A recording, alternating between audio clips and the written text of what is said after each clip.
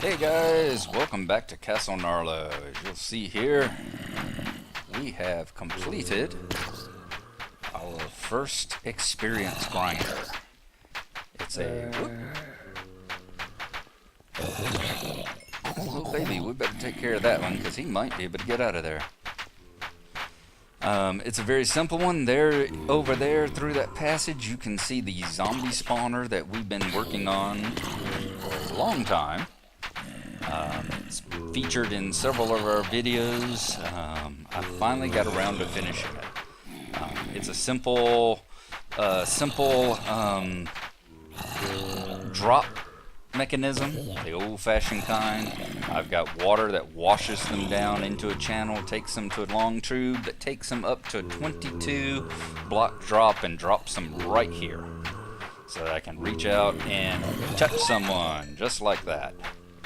As you see, I've been doing it a while. We've got well over 100 pieces of rotten flesh, 8 brains, a miniature red heart, Tinker's construct, golden helmet, and an iron sword out of it. So I'm quite pleased with it. Quite pleased indeed. So as you notice, we've got our first 30 levels, and we are going to go back up there now into Castle Gnarlo. As you can hear from the slapping sound, we got some slimes who have spawned up above us there. Every now and then you'll see slime droplets coming down the tube here, so there's some slimes up above us somewhere being irritating. But we will go back up to Castle Gnarlo to our enchanting table and use it for the first time. So I will meet you when we get back up there. So we'll see you there. Alright guys, we have made it back up here into the library part of Castle Gnarlo just as the sun is rising outside. What a fortuitous and portentous moment this is. We're going to go in now. We've got a book ready. We are going to use it for the first time and see what we get. Never take the first one. That's a little bit of a good Minecraft superstition for you there. Boom, level 30. What did we get? Power 4. Alright, I was hoping for fortune, but power 4 is not bad at all. Not bad at all. We will definitely keep that one. Wonder if I can stick it here on the bookcase. I can indeed. Look at there. Power 4. I'm going to set it all the way to the side. Very good. I know where to find my books now. Okay. So, there you go. We've got the zombie spawner going. We've enchanted our first book. Now it's just a matter of going and making a whole bunch of wheat so that we can get out here and breed cows like crazy and get a lot of leather for books and all and get out of that blasted waterfall. Got to throw a fence around that. So we can breed cows like crazy, and B, so that we don't starve to death while we're beating up zombies down there below us. So we will see you in a little bit later when we have more updates for you. Alright guys, since the last time we were down in the zombie spawner, I have been spending a few hours down there, and as you see, we are absolutely swimming in zombie flesh and zombie heads, but we've gotten quite a few gold and chain armor pieces as well. A couple of tools, some miniature red hearts that we can use to make heart canisters, a bunch of potatoes, and a bunch of carrots. So we have been doing quite well down there. In fact, we have been doing so well, we've also enchanted a good number of books. Y'all saw my first book enchant the other day when I got the, what was it, the Power 4, I think is the one that I got on camera. Still looking for the fortune, of course. We haven't gotten there yet. Let's see here. Yeah, it was the, yes, Power 4. We've also picked up a Looting 2. Those are the only two I've gotten so far that have been traditional Minecraft enchantments. Since then, I've also gotten Focus Punch 3, Never Hungry 1. Oh, I got 2 Never Hungry ones. I need to make an anvil and combine those. A Paraglide 2, a Leapfrog 4, and a Soul Stealer 3. I know this one is from Soul Shards. I'm not quite sure where the other ones. I think these may be Mariculture. Maybe where those are from. They're all quite useful and everything, of course. The only downside being that they take places on the spawn table, so that just makes it that much harder to get that fortune pick that I'm going after. As you see, we are now totally cow free out here. I've been able to take away my fencing from around the water and the ladder there. I've started planting some more crops. I've got some mandrake down there, a snowball bush. There's a bunch of carrots and a bunch of potatoes. We've got some sweet corn. I think we got some cotton down there as well, and possibly a hemlock. So I've been getting quite a few seeds off of the zombies as well. And the cows are now way over yonder, as you see. In fact, let us travel via aqueduct. That'll probably be the easiest way of getting over there and give you the best view of where they are. There we go. God, I can't believe I made that jump. So I have moved them out of the backyard here. We have come out of the primary wall, the primary circling wall, and we have come... Oops, we got a cow over yonder too. Don't think he could escape from here. Maybe that's just one I hadn't been able to find when I was out cow hunting. So you managed to avoid being in the pen, but we will see. May have to put you back in it there. So as you see, we've moved them out here. There is my rubber tree farm, although rubber is not nearly as valuable now as it was back in the days when industrial craft was there and you had to make wires and things all the time.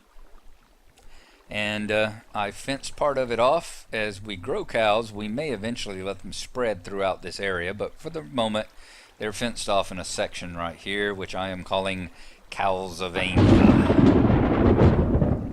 Okay, now what's next up? As you see, I have got a diamond here on me, and we are going to go... Actually, I need to stop and get a bucket, so I'm going to travel back into the place, get a bucket, and we will meet you out there at the old tree farm. I see why the cows did this. It was fun.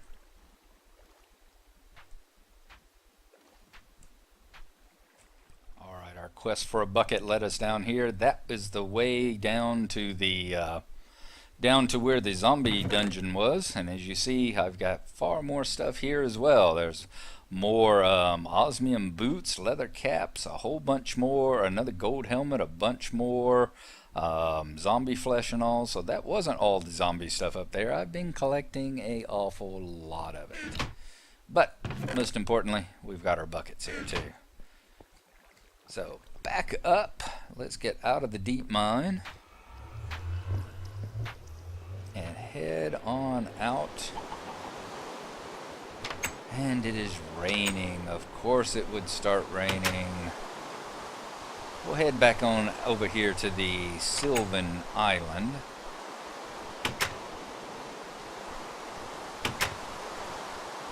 And we are going to activate the portal to the Twilight Forest.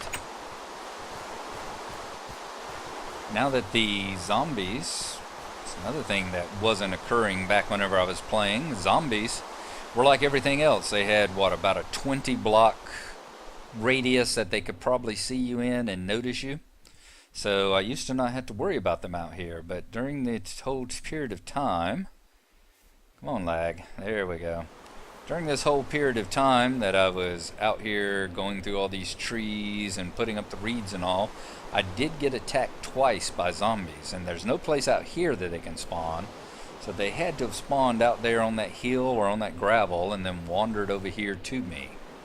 So there's that. be careful. There's no places. It's like we've discovered in Brocraft with Mine Fiend's hive. It's not as safe as things once were. You can't, with the zombie spawning now, with them traveling the 40 blocks to get you, and with things like whenever you're killing zombies, them spawning in reinforcements, you're not as safe as you used to be. Okay, we got the 2x2 pool. We've got it surrounded by items of nature. Let us sacrifice the diamond now. I think this is how you do it.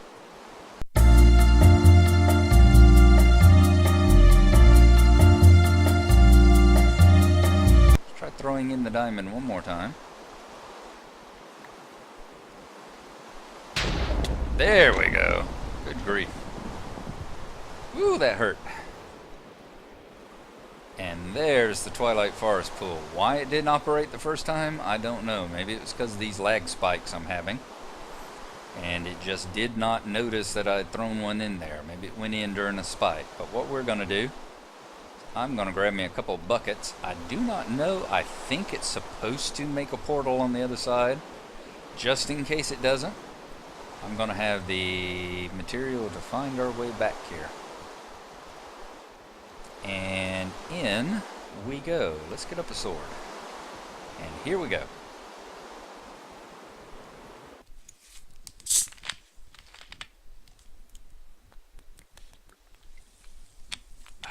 Having a little drink of ginger ale while the terrain loads in.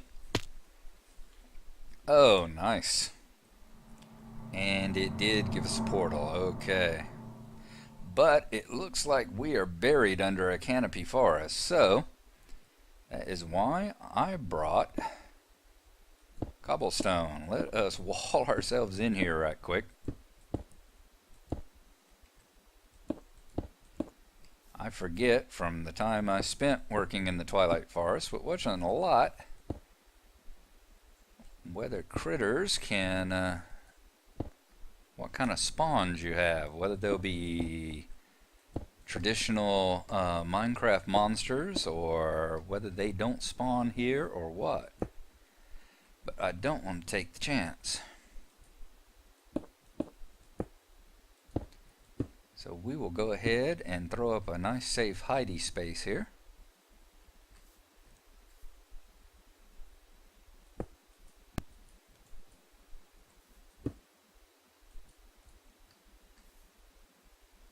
And get ourselves protected.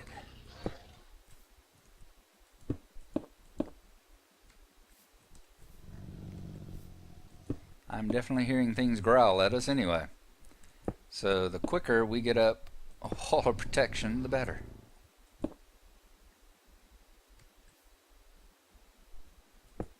Let's wall this off. There we go. Now nothing can come in by underneath us. Okay, and let's throw down a couple of torches. Get some light on the subject here.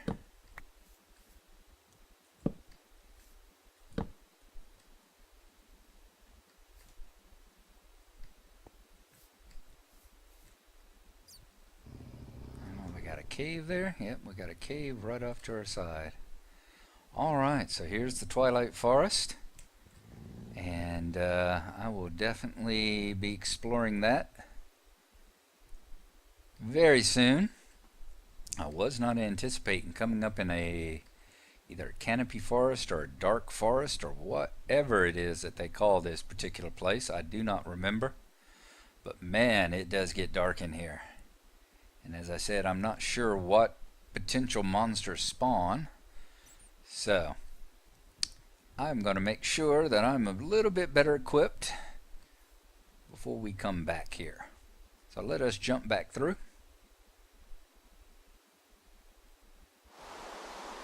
Excellent. Alrighty.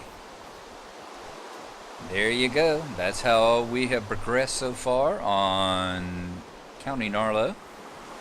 And we will see you next time, probably in a couple of days, whenever I have another update to show you. So thanks for watching, and bye-bye.